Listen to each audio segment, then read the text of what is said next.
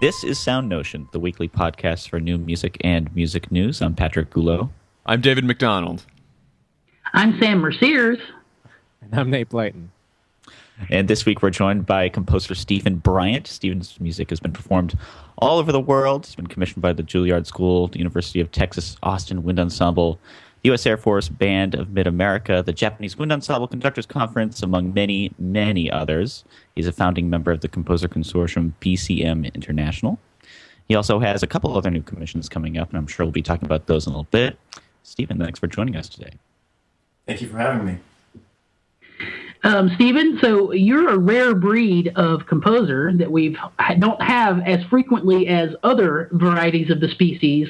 When you fill out your resume, it says composer, period. No, and I teach music theory, or and I work at a car wash, or whatever.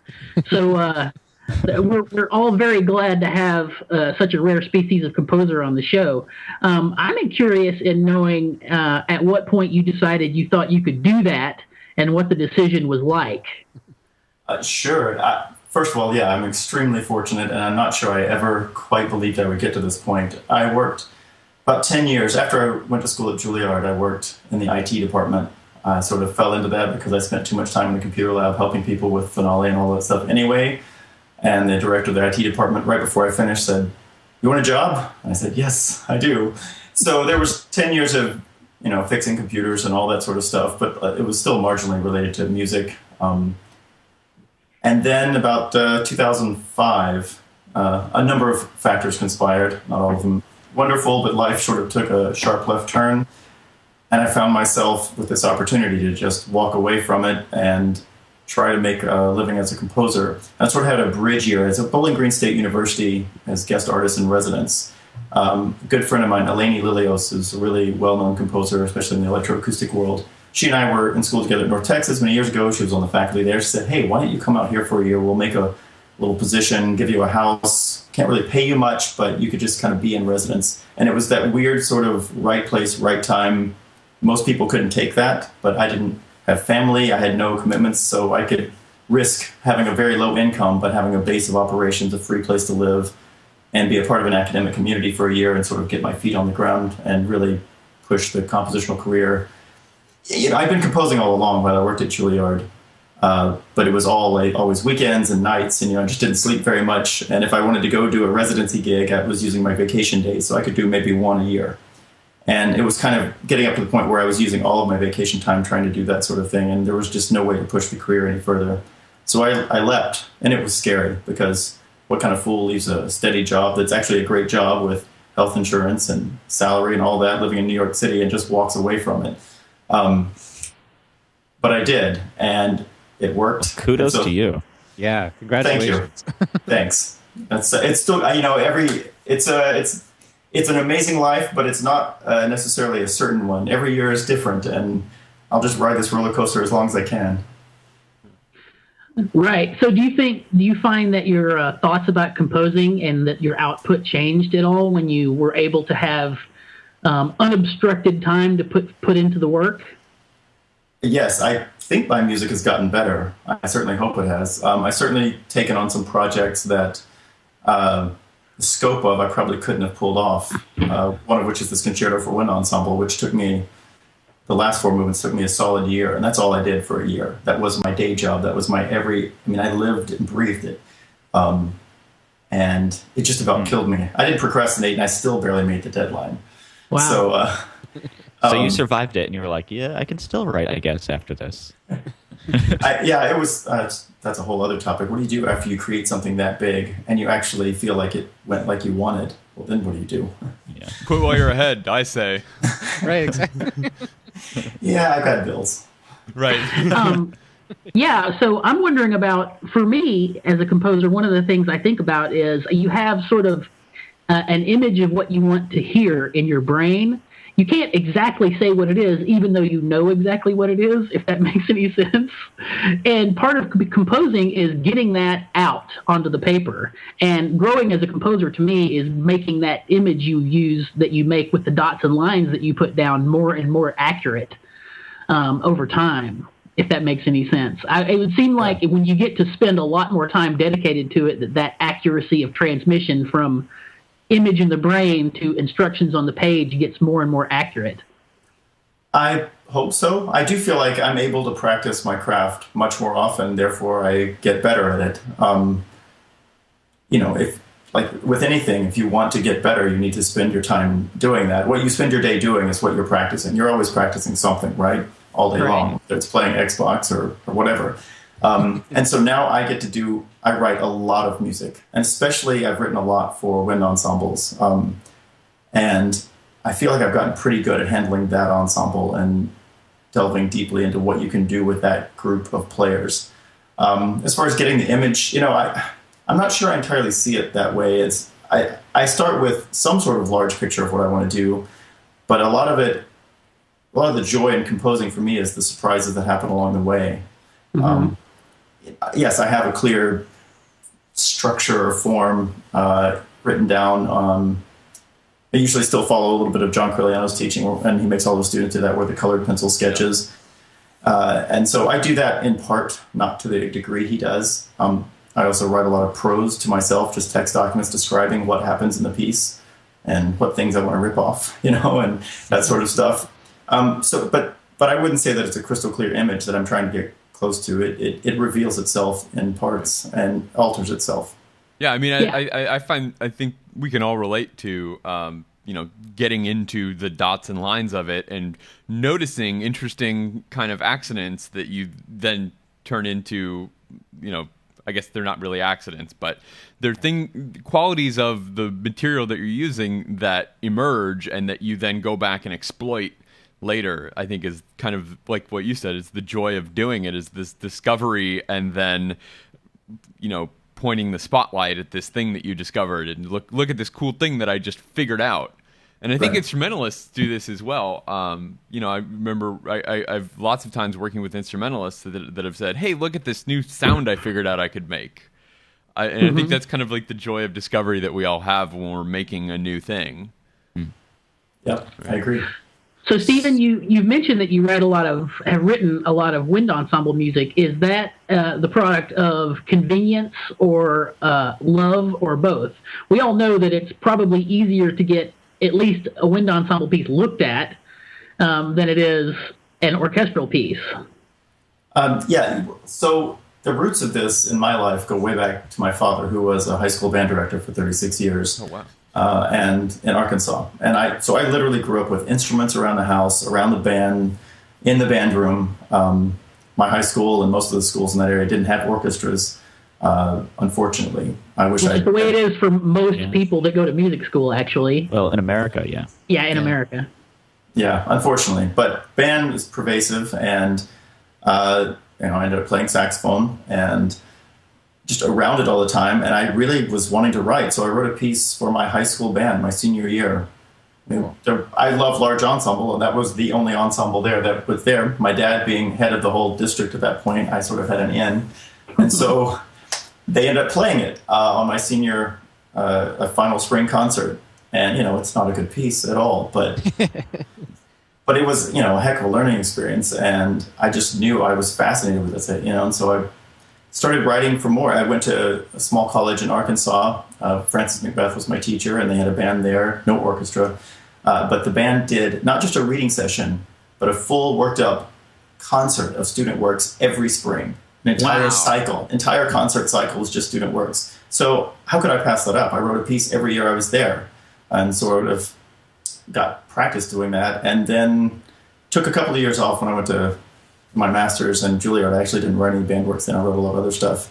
But it kind of came full circle with when I met Eric Whitaker at Juilliard, and he had just hit it with Ghost Train and was just sort of flabbergasted by this world. He didn't expect that all these people would be calling him and harassing him at all hours trying to get copies of the piece, and so he's spending all his time at Kinko's running photocopies and mailing them out. And so he became a band evangelist. Like, they all want to play your music. Like, he's trying to get every composer there to write music. And I said, I know, I've written some. Why don't we do some more of this? So I went back and started writing some more, and it sort of became an avalanche from there. It wasn't an intention to really focus on band as much as I have. It just sort of went down that path, and when people are clamoring to play your music, you do more of it. And it's an ensemble I like to write for, so here I am with a disproportionate amount of my catalog for wind ensemble. I think that's something a lot of composers can relate to. We talked to several people that have had kind of this band epiphany on the show where they get one person to ask them to write a band piece, and then it gets performed by that group or that set of groups that commissioned it, and other people hear it, and then it catches on and is almost a viral programming thing that happens in the band world, that much more than the orchestra world. The orchestra is fully inoculated to the virality of new music. And you're not competing against Academic Festival Overture at all, to try and get your band piece played. Well, I wonder if this is something that, because when we all go to music school now, we're still taking classes in orchestration more than we're taking classes in writing for band, and that seems really disproportionate to me. Do you feel like, Steven, you were, I mean, you had those specific band experiences, but I wonder if you feel like you were as prepared to write for band through your education as you were to write for orchestra? A little bit in the coursework because of Francis Macbeth, and he'd written a book about some band orchestration, and so I had kind of at the time I didn't realize, a unique resource there that was well-versed in the intricacies and the problems of orchestrating for a band versus an orchestra. I agree, that's probably still weighted much more toward symphony orchestra and dealing with the strings and all of that. And I have to say, strings can solve so many orchestrational problems. It is a bear. It is a bear to write for winds. It's the ultimate blend machine. Like, you can't write a chord that sounds bad for a string section. Exactly. Right. And as much as new band composers sometimes wish they were, the clarinets are not a viola section. No. But it is one of the few instruments that's so beautiful it doesn't need vibrato. And it can play any dynamic in any range, any registers. All right. Sam is like plugging his instrument here. That's right. We should have we should have a series of infomercials on the show about like Ron Popeil. 5-star trumpet music. Anyway, We'll also throw in German cutlery. Yes. Speaking of Order the now. magic of single reed instruments, Steven, you have, while the saxophone is not as awesome as the clarinet, you have a commission coming up for someone we all know, Joe Luloff, to be played with the Michigan State Wind Symphony, correct? Can you tell us about correct. That? I am in the throes of writing that right now. It will be premiered April 22nd at Michigan State, and I'll be there. I can't wait. I really can't wait to hear it. I can't wait to see what is in it. The third movement, the last movement, is finished. Not in finale yet, but it is finished, and it's going to be pretty spectacular, I think, at least loud. So I think it's going to be 3 movements. I have ideas for the other 2. The first one is extraordinarily fast, but extraordinarily quiet throughout. And that's something one of those recurring ideas I've had for pieces. I have a list of I want to do this sort of thing in a piece, and maybe it materializes in that piece or another one. And so this one is finally materializing. Very much, you could say, inspired by the opening of Curliano's Clarinet Concerto, the Will-o'-the-Wisp. The clarinet's just so just unbelievably virtuosic, and I want that sort of virtuosity that's not loud. Right. And so you can also deal with a lot more back to orchestration. You can do a lot more orchestrationally if the band doesn't go full tooty, because then the saxophone player could just walk off the stage. What's the point? And so I could really get into a lot of intricate but yet fast stuff. The second movement is this extremely lyrical, slightly angular thing that I actually wrote first, but I still need to flesh it out. I want to give him something just beautiful to play, because he's so amazing at that. Yes. And We're all envious that you're going to get a Joe Luloff premiere of a piece. I'm stoked. I mean, he is just incredible. I know that I got my saxophone out. I was an alto player and played through it, and I thought, oh, that actually sounds kind of okay when I play it. It's going to be amazing when he gets his hands on it. Yeah. Is this a piece that's going to be toured? No plans that I know of right now. I do know that, so it's on the final concert of the Wind Symphony schedule in April. Kevin Sedotol is conducting it. And then he's coming over to this festival in Austria that we have, that my wife's family runs, called Mid Europe, and he's the guest conductor for the WYWOP, the World Youth Wind Orchestra Project, and he'll be over there. And Joe is going to come over, and we're going to do it with that group in July in the Alps. Nice. So a quick question, talking about the fast but quiet aspect, are a lot of the instrumentalists in the ensemble doing that as well? Yes, at various points. That has an interesting sound to me. It's like you can have a lot of woodwind players playing fast but quiet, and it almost creates like an audible rumble of the mechanisms being activated, which is sort of a cool thing, the way I think it comes across. Kind of like the way a saxophone player playing really soft but really fast, if it's mic'd close, you can really hear the action of the machine, which to me is a pretty desirable thing. That's a good point. Something I'll have to take into account, especially if I have all the clarinets and saxes doing something like that as well. There would be a lot of little clicking, clackening stuff going on. You distribute little pin oilers to the different sections. Maybe I'll rent those out as an extra cost with them. There you go. Include it with the score. That's it. There's the gimmick. That's going to be the SoundNotion bump for your piece. For a little extra, you know. You guys can get some kickbacks. That's fine. That's right. That's right. So Steven, we haven't addressed this, but as you mentioned earlier, as is not unusual for composers, you're somewhat of a techno nerd also, and you've written quite a few pieces that involve like large ensemble, and I don't know about chamber works, and I'm sure you'll tell us, but large ensemble with some sort of electronic component. I wonder if you could tell us about getting into that and the different processes you've used involved in that. Sure. I'm more than just somewhat a techno nerd. I'm a total geek. Have been a long time. I got my first synthesizer, the Yamaha V50 4-operator FM synth in 1989. I was in high school and couldn't get enough of it. So started making really cheesy new age tracks, and I made no distinction between all of it. I just loved all the electronics. And so for 15, 20 years, this has been in the back of my mind, merging these two worlds. And so I did a number of chamber pieces along the way, sort of leading up to Ecstatic Waters. They're more like study pieces for me, figuring it out. I did a surround sound trombone quartet with surround sound electronics, just fixed media they play along with. And some of that became the second movement of Ecstatic Waters. That's why there's some trombone stuff in there. I did a string quartet amplified run through Digital Performer, and I did some kind of live glitch stutter effect stuff. I've still never made a recording of it, so I don't even have one. And it's not a great piece, but it was me figuring that stuff out. So a number of smaller works, but all of that really leading up to Ecstatic Waters, which was my first large ensemble and electronics piece for wind ensemble. It's about almost exactly 5 years old now. And it worked way better than I ever anticipated. It seems like doing that much electronics with a large ensemble is an order of magnitude more complicated for the performance than like a soloist and tape kind of, or even soloist and laptop chamber piece.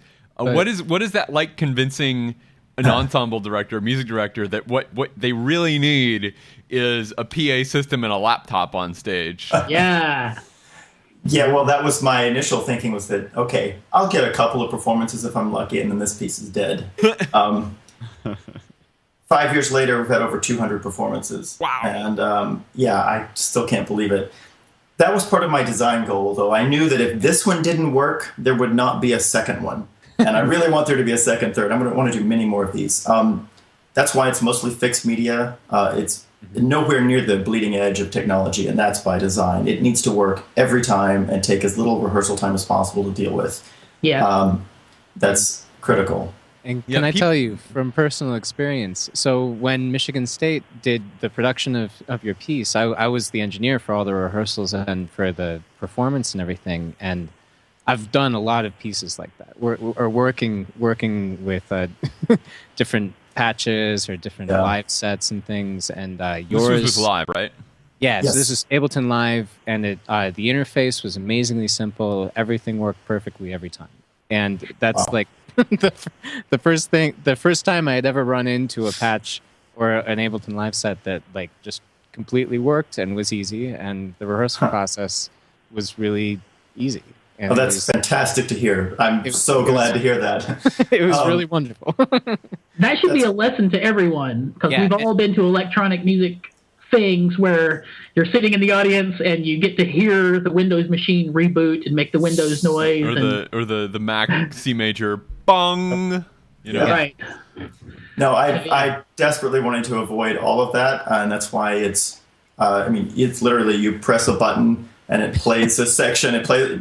I would love for it to be much more fluid and interactive, and not have the conductor have to have a click track for certain portions. And I played around with so many options of doing that, someone tapping along or that sort of thing, and I realized that's going to be more dangerous, and the music is going to end up suffering. It's not going to be better. We're not to that point yet where I know that technologically it is possible, but it is not robust and packageable as a commodity that can happen with people when I'm not there. And that's another design goal, is it has to work when I'm not there to teach somebody what an audio interface is. Right. Yeah. The documentation was perfect, and everything was just really nice. And I was going to mention, too, it's not like you didn't take any risks. There was a live mic on the clarinet and everything, and the speakers were in the ensemble. And so, there were a couple ways it could have gone wrong, and it just didn't. It was great. So what I found is there were actually mics on the bassoons in the original version. Okay. I had them run through a little ring modulator and doing this delay thing. And one, don't ever amplify the accompaniment part of your piece, because that will just never work. I don't know why that didn't occur to me. And two, they would get feedback a number of times because of their placement. But the solo clarinet is typically in the band placed in a perfect position. I don't know why, but I've never had feedback problems with it. So, well, no, that's great. It's great to hear that it's been played so much after that as well. Congratulations. I can't complain. Yeah. I was just thinking that chamber music audiences are probably a lot more patient with that, with any sort of technical glitch, than a large ensemble audience would be anyway. I can.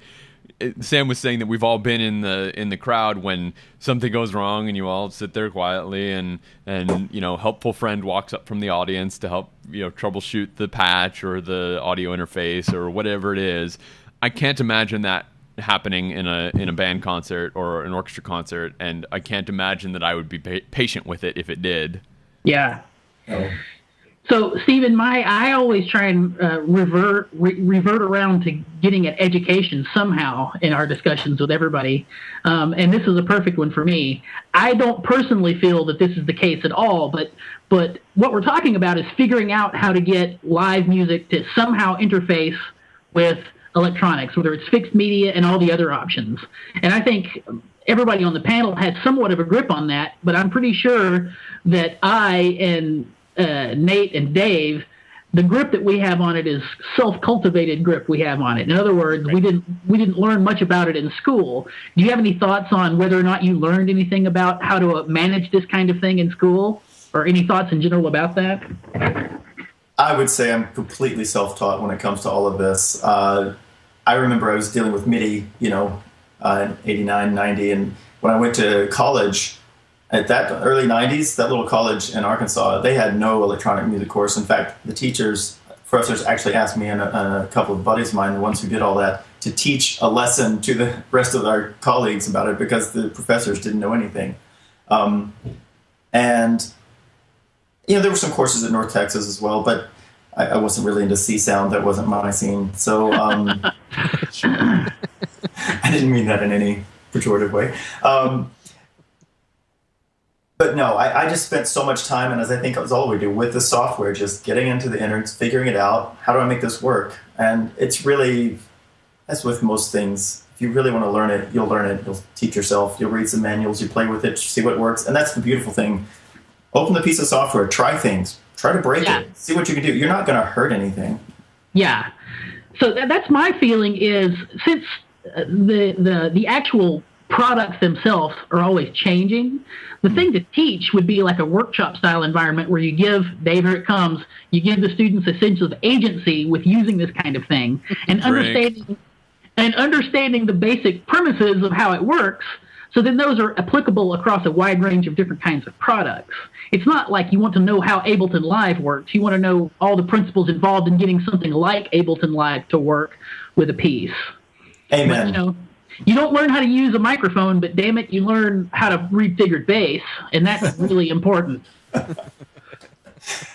I can't agree more. I mean, learning how to troubleshoot and solve this stuff, especially in a tech world, I mean, that's number one skill. And I worked in IT for almost 10 years. So I was learning applicable skills even when it wasn't directly related to music. Yes. So tell us about your orchestral music. I was looking through your list of stuff. Was it a while in your career before you got to get your first big orchestral piece played, or when did that happen, and what was the experience like? The first orchestral performance I ever had was as a student at Juilliard. It's called Lucid for Orchestra, and still the recording that's on the site. That went spectacularly. That was the younger of the two orchestras there, so that's like the freshmen, sophomore, and juniors. But you listen to it, and it's just wild over the top, and that's. And then I guess it was. I mean, I've had very few. That's been played about 3 times. Bowling Green played it, a couple other groups. And then 2006, when I met Jimmy DePriest, and he, as I mentioned in the email, he came in to help. He needed help with his MacBook. And so it was purely my role as a tech guy. I was talking to him and helping him fix the computer and all that sort of thing. And he was extremely kind and started asking me about my music. I mean, I wasn't even in composer self-propagandist mood. I was just trying to fix the computer. And so he asked about it. I gave him a recording of Alchemy in Silent Spaces, the band version, which I had long thought would work great for orchestra.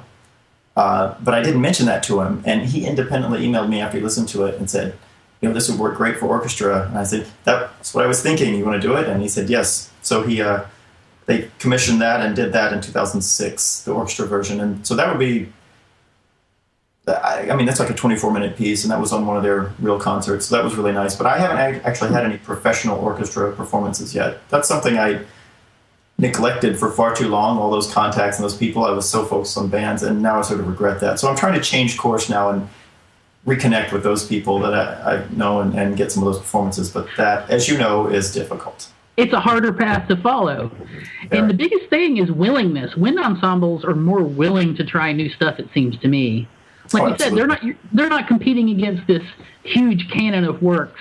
And the players aren't obligated to learn all these war horses and be able to do them on one rehearsal, So it seems like they're just more amenable in all ways to engage new works.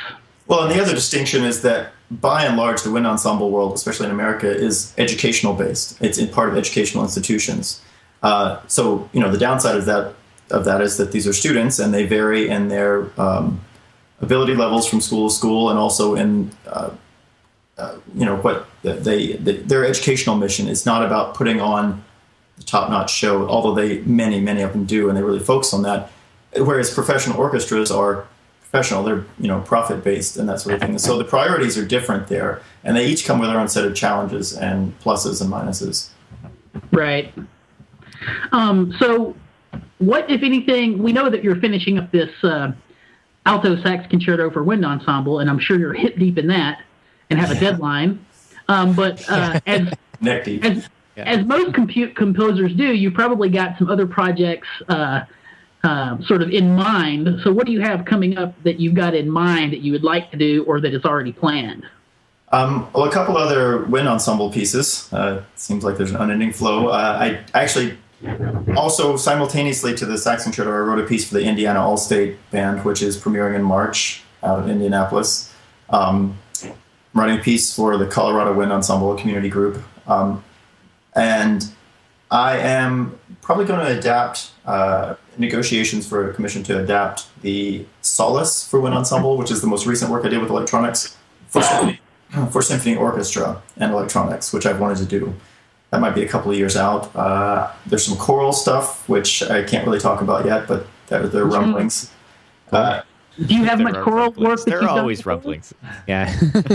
No, I don't. I wrote a piece in undergrad, which hopefully no one will ever hear again. And I've just adapted a song I wrote for our wedding for my wife and I. It's very simple, Pretty Little E Cummings thing. I adapted it for chorus at Eric Whitaker's urging, and so I hopefully I'll have a performance of that soon.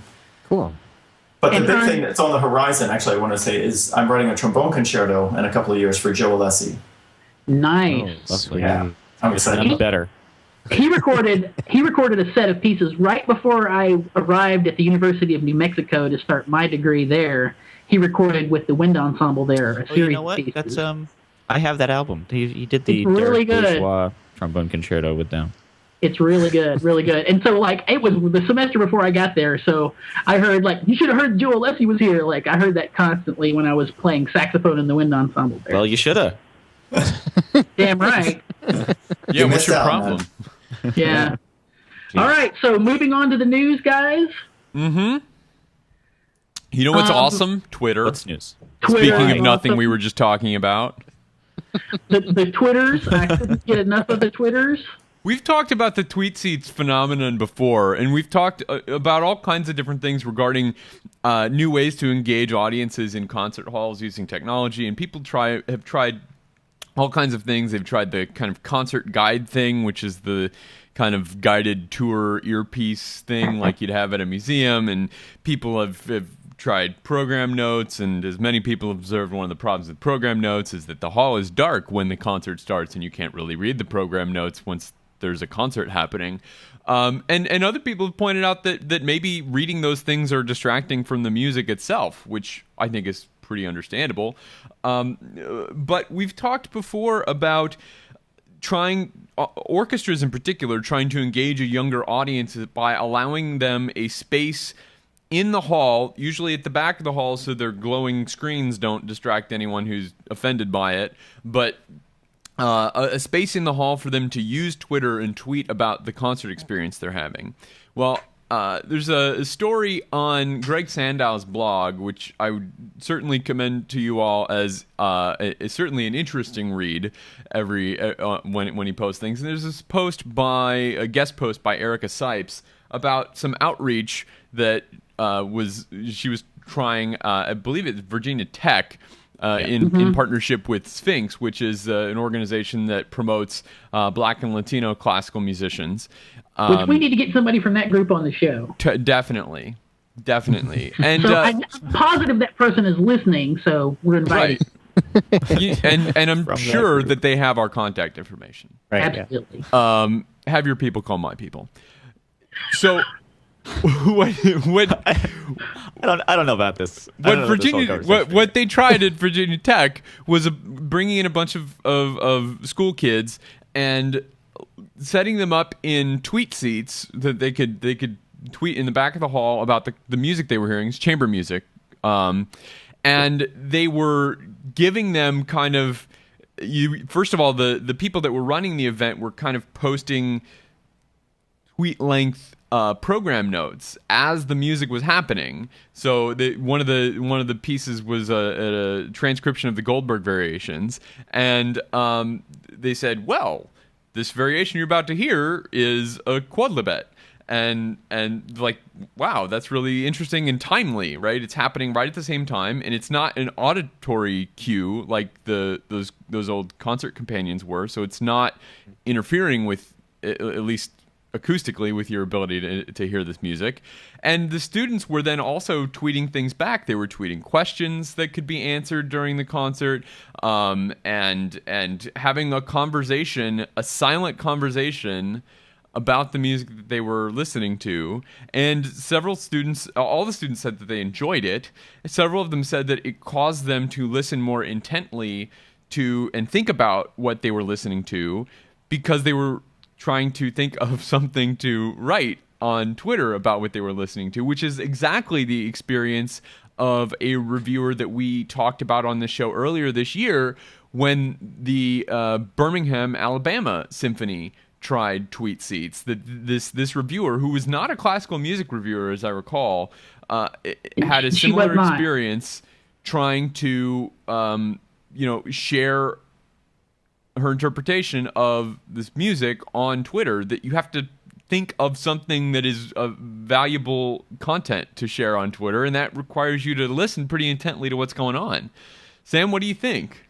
Well, the different thing with this version of tweet seats from all the ones we talked about on the show thus far is that it's self-consciously educational in intent. Right. Like, that's the intent. And to me, the interesting thing is not just that there's an interactive conversation going on during, but that there is a database of stuff created that's then reviewable after the event is over. And she actually talks about this and how they talk with the musicians after the show, and they're able to draw sort of talking points from the Twitter feed. And they, in the article that we're going to post, and I'll post a link to it independently too, there is a link to the actual Twitter feed that was going on during the entire show. And what's more, this is more and more becoming a way that younger people express themselves and express themselves socially. So not engaging this, I mean, poo-pooing on this as a matter of course doesn't seem like a good idea to me. And it should be noted that in the interest of not disturbing other folks in the crowd, and there's a picture on the Sandow blog about that shows this, they have like a little black isolation boxes that they put their devices inside of to hide the glow while they're tweeting. Nice. Which strikes me as just weird and cumbersome and unnecessary, but whatever floats your boat. Yeah. So, I mean, Steven, Patrick, do you have- I'm really not for the tweet seats. really? I mean, like, I think that's an interesting idea, but like at the end of the day, why? I mean, if you put up, there were some good points you made about posterity or like for review later or something like that. But if a piece is going to be like 15 or 20 minutes long, just wait to the end of the piece. Like focus all your attentions on the music that's happening right now. I mean, if we're going to turn into a whole, the concert hall will be hundreds and hundreds of people just on their phones tweeting or something like that. I mean, I don't. That's not a concert experience that I want personally. Well, then you don't have to do it. This is the thing. But if that becomes like the norm, then that's not what I'm looking for. But what you're saying, one of your points is operating on the supposition that lacking the Twitter activity, and I don't think it's going to create buzz for the piece while it's happening. Lacking the Twitter activity, the people will focus nonstop on the piece for 15 minutes. I don't think that's a given. I think that there's a potential that for a lot of, especially non-specialist audiences, as we've discussed and has been suggested by other pieces, that asking them to tweet while watching makes them listen more intently than they would otherwise. Maybe, but I mean, I think there are enough distractions on your phone to do something other than tweeting about the specific piece that you're listening to right at that moment. Possible. Oh, here's the Facebook app. Boom. Steven, do you have any experience? Well, what about as technology progresses and everyone's wearing Google Glass or something like that, and the actual tweeting activity, or at least the reading activity, becomes, you don't know if it's even happening around you or not. Are they watching and listening? Or are they reading Facebook? Are they reading about this piece? Obviously, the typing or the producing or actual tweeting of it, can't imagine how that becomes subliminal, but probably some way. Subvocalizing, I don't know. So perhaps this becomes here, the concert hall. Exactly. They all turned into tweets. Oh God. So do you think, though, Steven, that this is something that is of benefit to the concert experience, that it makes the concert experience richer, or do you think that it distracts from what we're really here to do, which is, I think, Patrick's argument, that it's a distraction from the music and the music should be the main event? I see both sides, and I can see that sometimes it functions as one and sometimes it is a distraction. I don't think it's an either-or proposition. Depends on the person doing it and the people engaged in it. If they're really interested in the music and using that to find out more, then I think it works fine. But yes, there will always be people who are just bored or, hey, what's on Facebook? And so I don't think you can say, I like the idea of having some tweet seats. I like the idea of them being segregated in the back so it doesn't distract those people who do want to engage in the music and only in the music in that moment. That's as I see it right now. I think what we think about it probably won't change much, and it's going to grow and evolve as technology grows and evolves. So I'm along for the ride. I think it'd be kind of cool to incorporate that in a piece as I write it with the intention of people doing that in the audience while they're listening to it. Build the piece for that. Now, of course, that would be very different than Bach, but sure. That might be an interesting idea, and that's what I see as immediately I see possibilities, not danger. One of the hurdles to overcome certainly would be, there are a number of halls. I'm thinking Zankel right now that basically you get no reception in. So there'd have to be some Wi-Fi that you could connect to or whatever. I mean, the whole infrastructure we have to put in place to do this. Yeah, well, we know that putting a router in somewhere is like an almost insurmountable task, right? Oh, wait a minute, that's super easy. Well, It's easy if you need it for the 6 people that might be in your home, but for the 4,000 people in a concert hall, that's a little bit of a different problem to solve. But I think the thing to remember is that while this might make the concert experience richer for other people, it's not a requirement. Yeah. Right? You don't have sitting. First of all, you don't have to sit in the tweet seats. Second of all, even if you are sitting in the tweet seats, you cannot tweet. And if you're so easily distracted that somebody next to you typing silently on their touchscreen device is preventing you from focusing on the music, then maybe you're not ready to focus on the music in any circumstance. I should say that, I think I feel differently about this in different kinds of concerts. If it's a orchestral concert in an orchestra hall, I think that's a lot different than LPR. You know, like, I'm not going to care if people are tweeting at a concert in LPR. I mean, I get drinks at LPR during the piece. I mean, it's just that's the way, it's the culture of that kind of concert experience. Well, that's distracting me, and you're a rude a-hole for getting drinks at LPR. How do you feel about that? How do you like them apples? I'll handle it. How old are you again, Patrick? You're in your 50s, right? He's not old enough to get drinks, actually. What? He's got a fakie. Where does this budgetliness come from? I have some peach fuzz coming in right here. Yeah. Well, Nate, you were saying? I think it's fair that, like, depending on the programming, like, obviously some pieces where phone interaction is built in, that's like one end of the spectrum, and then there's like a whole other pieces where, like, to really get you in the space of the piece, like, having your undivided attention is the only way to really get the message of the music. And so, like, I think it's along the spectrum, and yeah, depending on the programming, yeah, tweet seats as a whole idea might be more or less appropriate. Yeah, and so case by case thing. Yeah, and I'm sure it'll develop as the technology goes and the culture around it shapes. It's a interesting ongoing discussion, I feel. Yeah. Yeah. So, moving on. Yeah. Sure. So, the biggest problem with this country and our current economic state is the piano teacher robber barons that plague our nation. There's a story out. I'm not sure when it actually broke or when this actually happened. It's been happening underground for a long time. Yeah, it's just sort of started coming to the surface and people noticing it. What is it called? The Federal Trade Commission. Well, the Music Teachers National Association, which is a 501c3 nonprofit, that, not in that form, but the group itself has been around since 1876. Its goal is to advance the cause of music study and support music teachers. They have in their guidelines... They're like a guild for music teachers, basically. Yeah. They're a professional organization. They have in their completely symbolic, non-binding guidelines, basically a guideline that says don't poach students from other studios. So don't actively try and steal piano students from another piano teacher. Nice. Because of this... Which basically all professional organizations say that in this, like... You're not supposed to poach other lawyers' clients. You're not supposed to poach other doctors' patients. You're not supposed to poach other... I mean, this is just the way... I mean, unless you're, like, in a totally sharky industry like entertainment and you're an agent, like, entertainment agents try to shark one another's clients all the time. But, like, for most reasonable adult professions, you don't... It's, like, understood. Yeah. So anyway, because of that clause in their guidelines, the Federal Trade Commission launched an investigation into them, basically an antitrust or price-fixing investigation. Apologies to Ari Gold, by the way.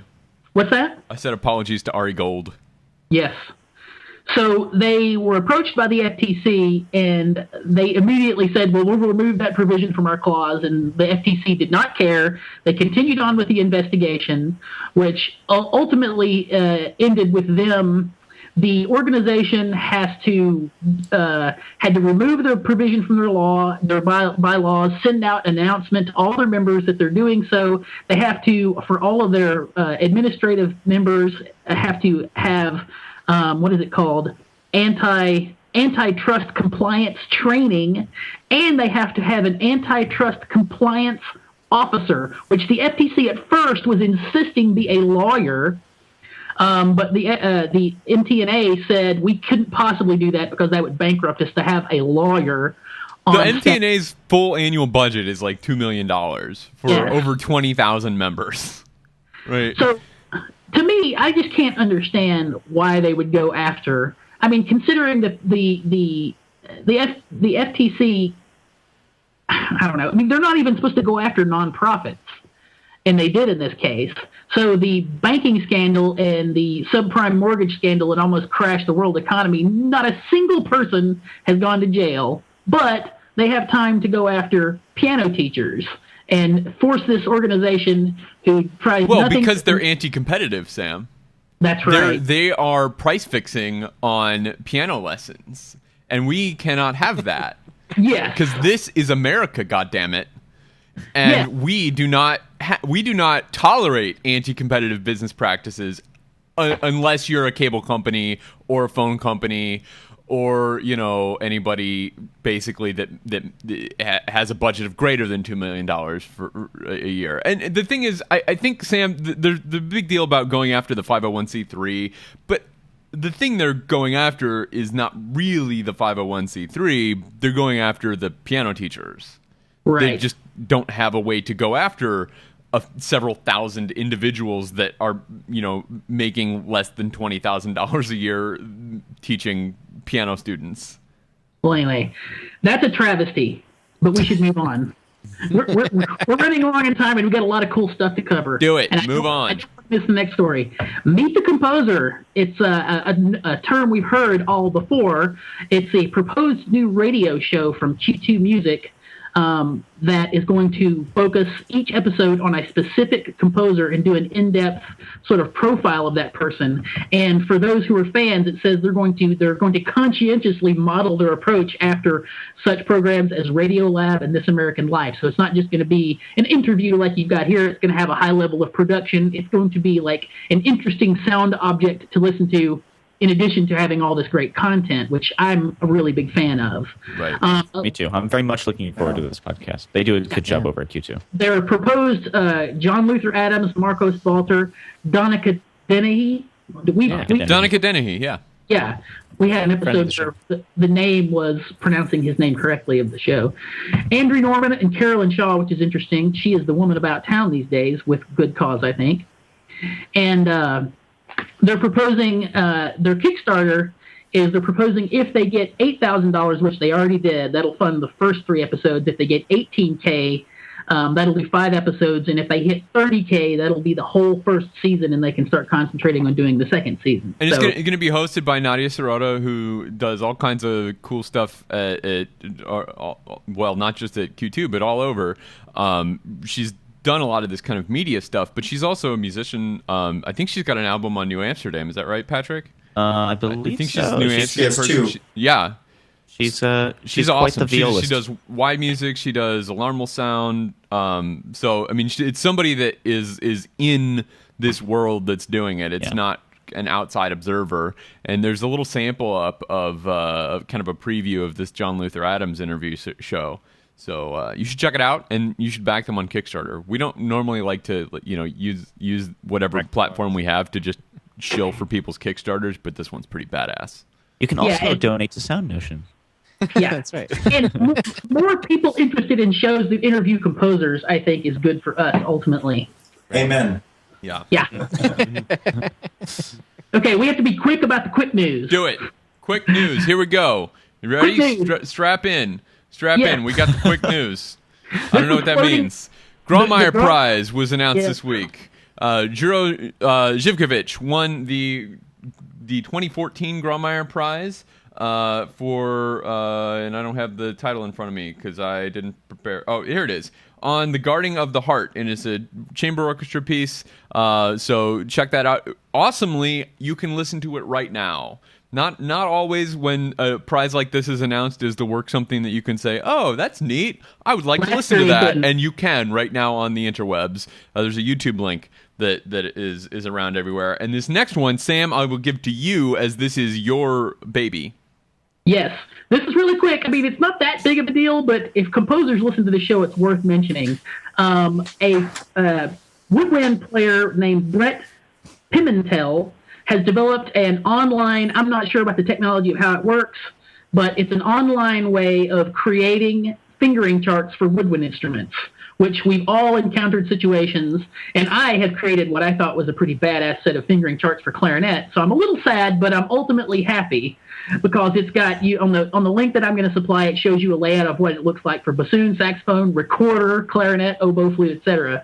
So anybody who needs that, this is just an amazing resource. And I've looked for this kind of thing online many times before and never found anything. So put this in the pocket or save it to a dock somewhere because this is a valuable resource, and we'll have it in the show notes. So that last little bit that we just did was really nice and concise. I liked it, and I think this next section we can really kind of let stretch out and breathe a little bit more.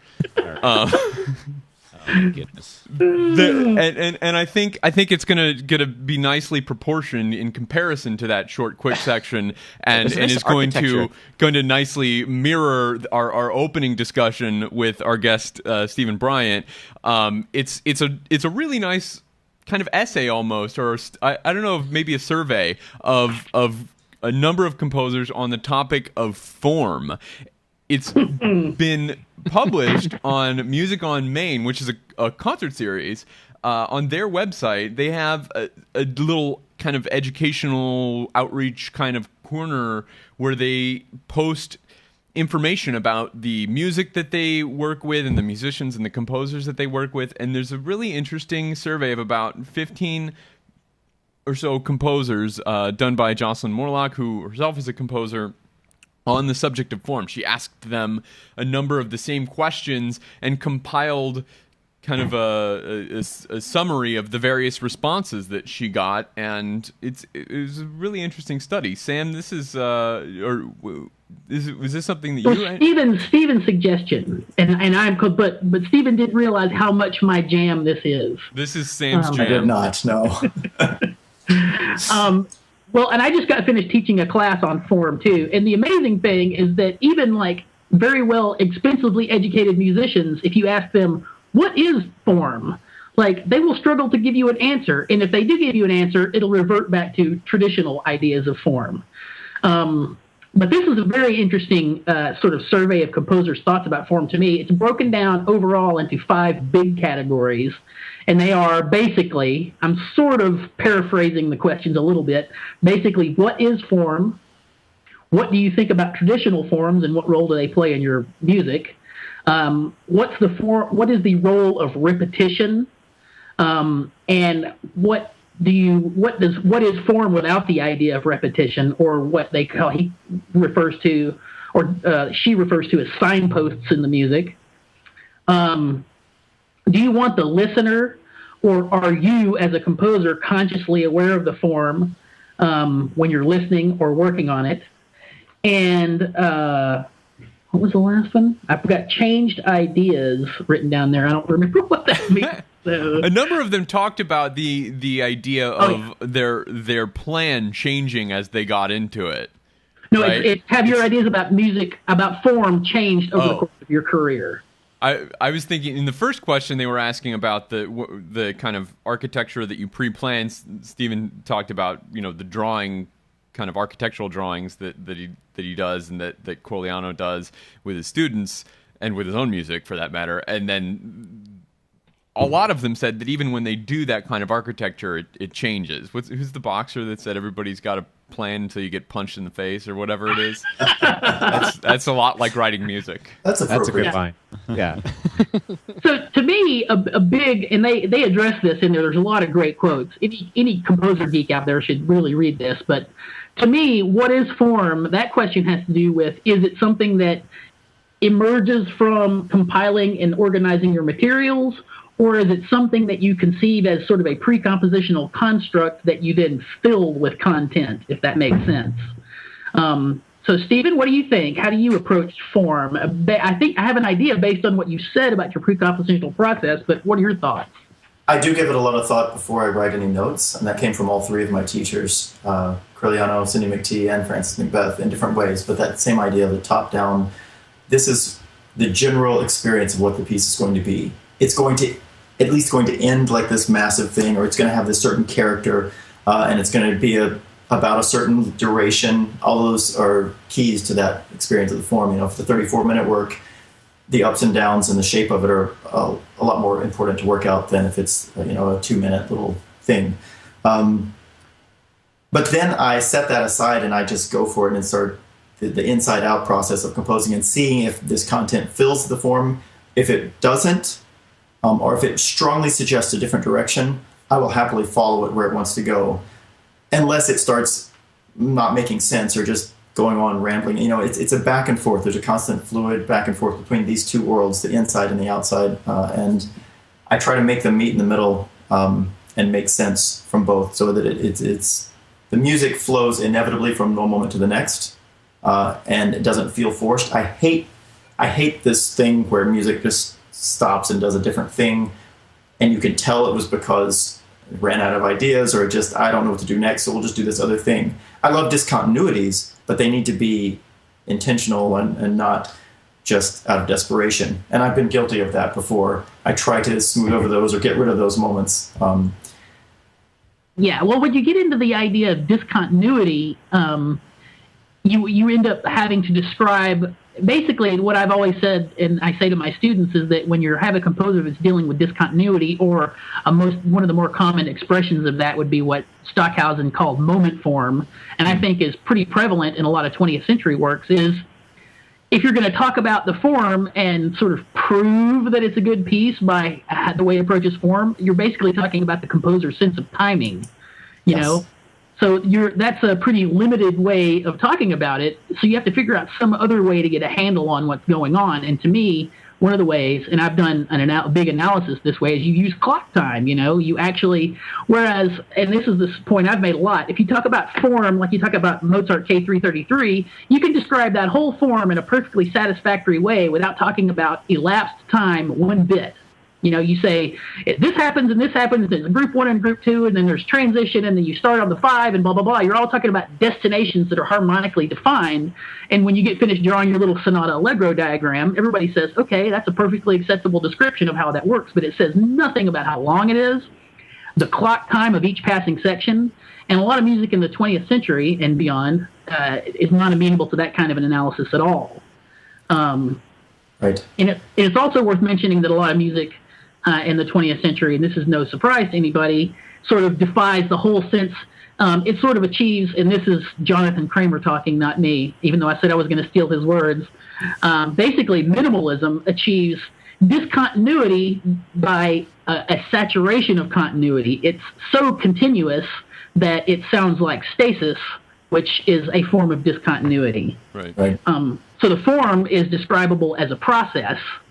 And once again, you can still describe it with, this happens, and before anything noticeable changes, this much time passes, and then after this changes, this much time passes, et cetera, et cetera, et cetera.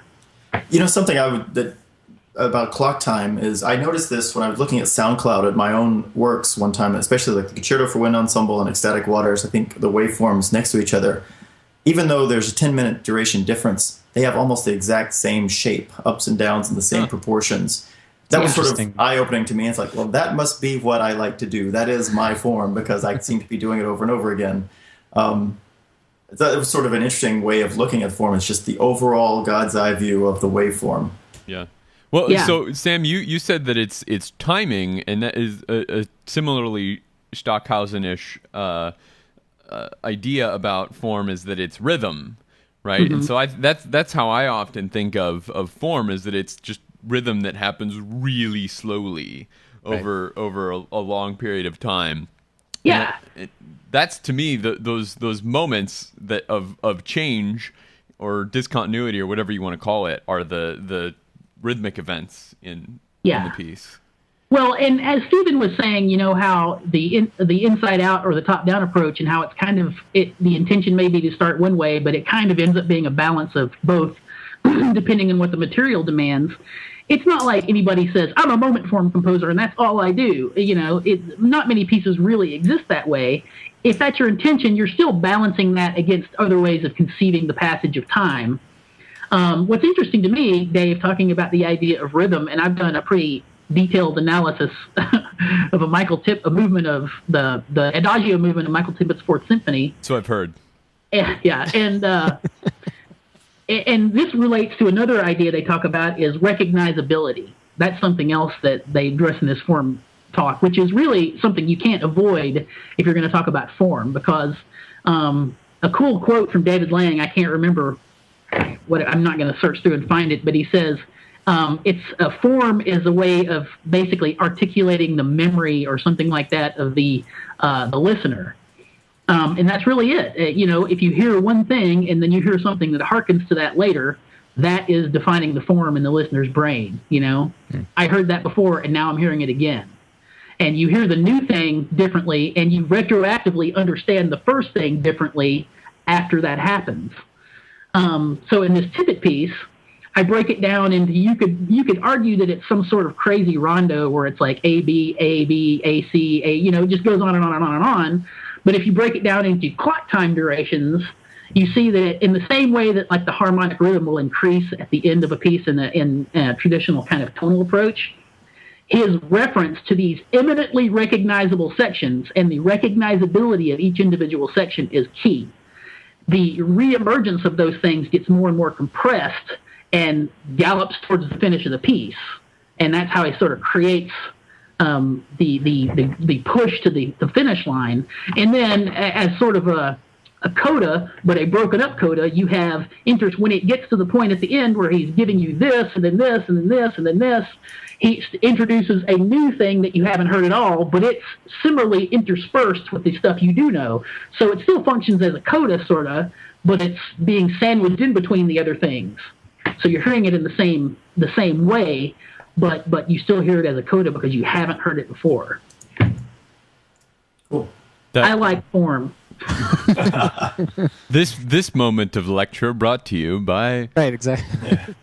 Right. Well, I was going to give a talk to my students about this and then videotape it for, professional reasons. But Well, I think you just did. Yeah, right. I didn't have time. So instead, you just shoehorned it into an episode of SoundNotion. Yeah, Done. way to multitask, right. Yeah. Next problem. They also, and this is a question I had for Steven, they address the idea of traditional forms. And to me, traditional forms for newer composers is more like a pre-compositional construct that you then fill with musical content the same way like John Cage's square root formula, where he comes up with this idea and then he just fills it up with stuff after it's already there. Because the sonata allegro form is the process of creating tension, getting to the dominant and then getting it back from the dominant to the tonic, but that's not what most newer music does. But people, like many of the composers in this survey, say they still use these traditional forms. Do you ever consciously use traditional forms at all? Only once, and this in a very simple way. I wrote a march. Something I never dreamed I would do, but it turned out to be... There's something to be said about a march. Did you follow the standard, march template? Yeah, Very I nice. purposely, consciously set that out and then set out to subvert it, especially in the phrase endings and extended little things. But I still wanted it to sound very much like a march. And it was a very different experience composing. In some ways, it was really easy because I knew I was going to do this thing, and then I'd do it again, and then I'm going to do this other thing, and then this is going to be contrasting. And so in some ways, it went very quickly, and I got right into the process of subverting that thing. Right. I had a lot more fun. I'm not really into marches so much. It's not how I spend my day. Whoa. Sorry. That was... The cookies are ready. Yes, I gotta go, guys. No, so that's the one time I did that where I had a specific form and I followed it and tried to subvert it without destroying it. The rest of the time, I enjoy the other process of discovering what's going to happen and finding the right amount of time that each thing is going to happen. But ultimately, I find that I'm very conservative when it comes to form, in that I still love a linear experience, very Western experience of time, an exposition, development, recapitulation of ideas, some sort of vague way that whole process happens, plays itself out in every one of my pieces, I think. Yeah. And it's totally possible to do that even if you're not outlining, lots of dominant function and stuff. But this conversation could go on forever and ever and ever. I think it's time, guys. Is it time? What's it Or time what? for? What's the time for? That was like If you're watching for the first time, Sam just tried to say pick of the week. Oh, was it crazy? No, it was just a little garbled, but I think that's by design. Well, I can't hear what my effect is giving back to me. So He sorry. said pick of the week. Into the nearby football stadium. Our pick of the week each week, we select a recording to share with you. Our recording this week is from our guest, Steven Bryant. This is from his Concerto for Wind Ensemble. This is the third movement. This is a new recording by the University of Texas Wind Ensemble, conducted by Jerry Junkin. Steven, do you have anything you want to say to set this up before we listen to a little bit Sure. of it? First of all, this recording is as yet unreleased. This studio recording that I've not even posted on my site. Don't have it out yet, so this is the only time you're going to get to hear it. And this is the middle movement of my Concerto for Wind Ensemble. So it's all built around a jazz solo my dad played on trumpet many years ago, and I found it on a cassette tape, and I transcribed it and sort of ripped it apart and used it for every bit of the piece throughout. So you'll hear it mostly in its full form somewhere in the, well, if you listen to the whole thing online, in the middle. But that's the essence of it. All right. So we're going to listen to an excerpt of the third movement, and we'll have a link to Steven's site where you can listen to a full recording of this. It's going to be a different recording, though, right, Steven?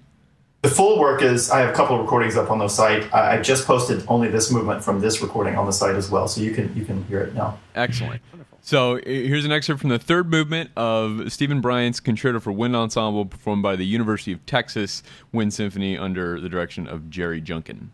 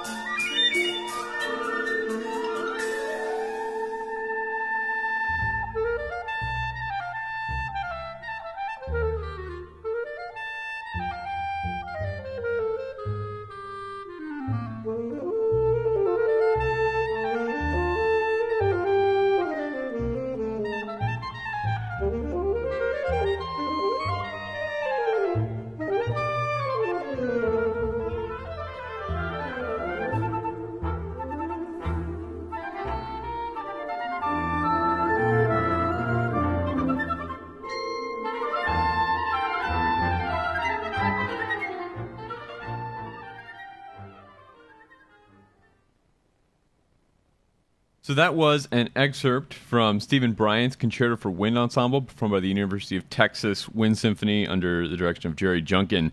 Thank you so much for sharing that with us, Steven. That was We can great. still hear it, Dave. Oh, you can? I thought There we go. There we go. You killed it finally. All right. Sorry. I knew I'd cut it from the stream. Yes. I didn't realize I hadn't cut the playback. Anyway. That's incredibly colorful. Incredibly Yeah. colorful. I think I speak for everyone when saying we're all envious of having such a tight wind ensemble play My goodness. a piece, because that is some crazy back and forth classical counterpoint kind of stuff, and they're doing it just like so seamlessly. Very nice. They are. They're an incredible group, and on top of that, what you don't hear in this recording, but you would hear live, is that these are antiphonal groups separated on left and right and behind the audience as well as on stage. And I do a lot of that intricate stuff throughout the entire 34 minutes, not just as an effect, but that's kind of the formal idea of the pieces. I use the space as a formal demarcation as well. And Nice. they're incredible. And you should just hear the whole thing live. It's amazing. Even without that idea of space, like the acoustic space, I still really could feel a lot of dialogue happening. Musically, it came across really clearly, even without the separated by 100 feet. But I really want to hear it live now because I'm a big fan of spatialized music. Spatialized music, which Google nor Microsoft Word recognize as something that is actually there. Just keep searching for it every day, and eventually you'll teach the Google. That's right. teach the Google. Teach the Google. You cannot teach the Google. Do you think that your desire to write a spatialized piece like this is in some way connected to your obvious connections to audio processing and things like surround sound? Yes. And this was the other thing that I've wanted to do for a long time. One was the electronics and ecstatic waters, and this one, Concerto for Wind Ensemble. I wanted to really, really explore spatialized sound, but not just as an effect or a momentary thing, but actually pervasive throughout the piece, where you have call and answer and that sort of thing. There's a moment in the piece where only antiphonal groups are playing, and then as it arrives, it crescendos across you onto stage. And that extra dimension of the music is appealing to me, and it's amazing to deal with. Scary as well. I love it. And to me, if you're writing for a wind ensemble, you're going to get some spatialization whether you want it or not, because there's a stage with 100 people on it, and it's going to move around when things play, so why not harness that in a very self-conscious way? Exactly. I've got a piece that still hasn't been played, but it's got 5 snare drums that are spread out around the back of the stage, and they do this sort of antiphonal sweeping back and forth thing. And I have heard that part done before, and let me tell you, it sounds pretty bitchin'. So you should contact Sam. Yes. Yes, absolutely. No, I really. So you mentioned studying with Coliano earlier, and when we were at Michigan State, they brought him in and did his Circus Maximus, which is so many people all over the space. I wonder if how involved you are when this piece is performed with the actual physical space that it's going to be performed in, and I wonder how much that has an effect on the way it sounds in the hall. A huge effect. I mean, the halls, been very fortunate to hear it a number of times. Again, more than I expected, considering it's the most difficult thing I've ever written. I've heard it in everything from like the University of Georgia hall, which is fairly small, or Ohio State, which is much more of a box. And then the Michigan State did it in Wharton a couple of years ago. And I expected Wharton not to work very well. It's so cavernous. Mm-hmm. But what we did is we actually shrank the hall down and made the audience sit in the front third or front half, put the group in behind. They weren't all the way at the back of the hall. They were midway down and then on the sides. So we shrank the hall. It actually worked like gangbusters. And the Michigan State performance was phenomenal. That recording's on my website, one of theirs as well. Good wind ensemble. They do good work. Yes. Well, I think we should... Sam, go ahead. No. I was just going to say I think we should wrap up, but if you had something else you want to... Well, it's just interesting. Henry Brandt is big into writing spatialized pieces, and he'll actually receive a commission for... It's not just to write his piece, it's to write a piece for this space. Like his piece for spatialized trombones, I might be getting this wrong, but I think it was Dallas, and it was for 76 trombones. Right, it was like an ITA conference or something, right? Yeah, and he had a floor plan, so he was like part of the piece was positioning all these individual trombone players. And if he was really serious, he'd commission a special hall. That's right, build it from the ground up. And it should be worth mentioning that in any city I've lived in, if you needed 76 trombone players, you would be contracting middle schoolers to play that gig by the time you were getting to 76. Yes. Well, you don't have 76 pro pro trombonist in Florence, Alabama, Sam? No, not in Florence, Alabama. I'm sure They all you're like to almost play the there, big though. parade. Right. Yeah, right. So that's, I think probably we should leave it at the 76 trombones for today. Let's do it. Before we go, Steven, I know you've got some things coming up that we touched on a little bit, but if you want to plug anything, now is your chance. What do you got? Okay. Where should people go to find more of your stuff and hear it live and on the interwebs? On the interwebs, StevenBryant.com. Make sure it's Steven Bryant, because With a V. SteveBryant.com, yeah, with a V and with the N, because without the N, it's a realtor in Utah, and I think he's sick of getting email from me. So I post just about everything there, as well as PDF perusal scores, which you can download and you can even print. So if you really just want to go down the rabbit hole of my music, you are welcome to. It's all up there. Live, actually, next week is a big thing called the Midwest Band and Orchestra Clinic in Chicago. Go almost every December, and I'm fortunate this year to be sort of featured composer. I don't know what my official title is. We're giving 2 clinics, both of them dealing with electronics and wind ensemble. One of them jointly with composer Alex Shapiro and a number of conductors. And then I also have a few performances there, including a piece I wrote for a young band in electronics called The Machine Awakes, which is a whole other challenge, which we could talk about another time. So that's all next week in Chicago, and at the same time, the Chicago Youth Symphony Orchestra, their young orchestra is premiering the orchestra version of that same piece called The Machine Awakes, and that's next Sunday, a week from right now, actually. And then next April, I'll be up in East Lansing, maybe for the premiere of the saxophone concerto. Anybody in the area should come. I'd love to have you guys all there and meet you in person.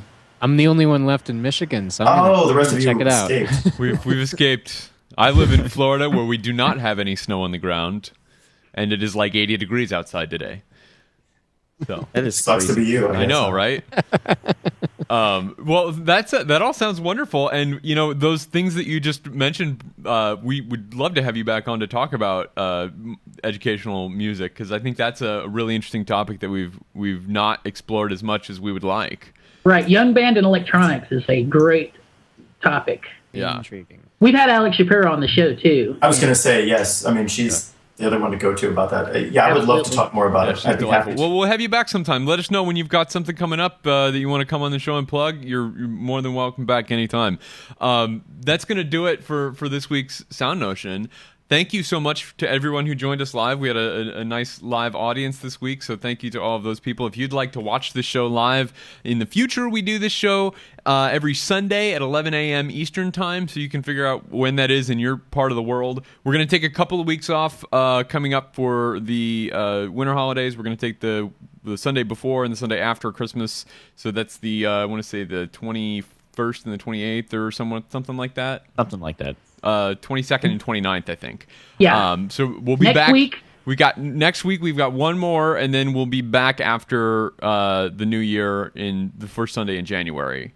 Next week is Cadillac Moon Ensemble. Right. A nice new music chamber group of mixed instrument type that I can't remember exactly, so I'm not going to try and say. So if that interests you, join us next week, soundnotion.tv/live, and we would love to have you in chat. And you can pass along, if you have any questions for the guests, you can always ask them in chat, and we'll pass them along for you. We are here to serve you. If you're watching this after the fact and you'd like to check out some of our archives, you can check out all of our old shows at soundnotion.tv/SN. You can also find links to all the stories that we talked about. We talked about a lot of stuff this week, and if any of them struck you as, hey, that's the thing that I would like to read more about, soundnotion.tv/SN. You can also leave us a note there if you have any comments on the show. We'd hate for this conversation to end as soon as I hit the stop record button, which is a giant red button actually under the desk. And if you'd like to, you can leave us a comment there. You can connect with us on social media. We are on Twitter, so follow us. We're on Facebook, so like us. We're on YouTube, so subscribe to us. And if that's not enough for you, that's too damn bad. But we would love to continue this conversation with you. What were you going to say, Sam? If you have any stories that you think we should cover, you can tweet those with the hashtag SNWeekly. And don't forget that Facebook now recognizes hashtags. Yes, and so we are always checking out that hashtag as we're preparing the show each week as well. So definitely be sure to do those things. If you can subscribe to this show and all our shows at SoundNotion TV in the iTunes store, so be sure to do that. We've got this show. We've got a film music show called Streamers and Punches. We've got a brand spanking new electronic show called Patch In, and we are working on launching a new show in partnership with our friend Anthony Landman called All the Cool Parts. More on that later. So stay tuned. Exciting times at SoundNotion TV. If you'd like to support us, you can do that using the links on our site. You'll see links about that on the right-hand side of our site. SoundNotion's introduction includes music by Patrick Gullo and video by Tyler Lepp. Thanks again for watching, and we will see you back one more time this year next week.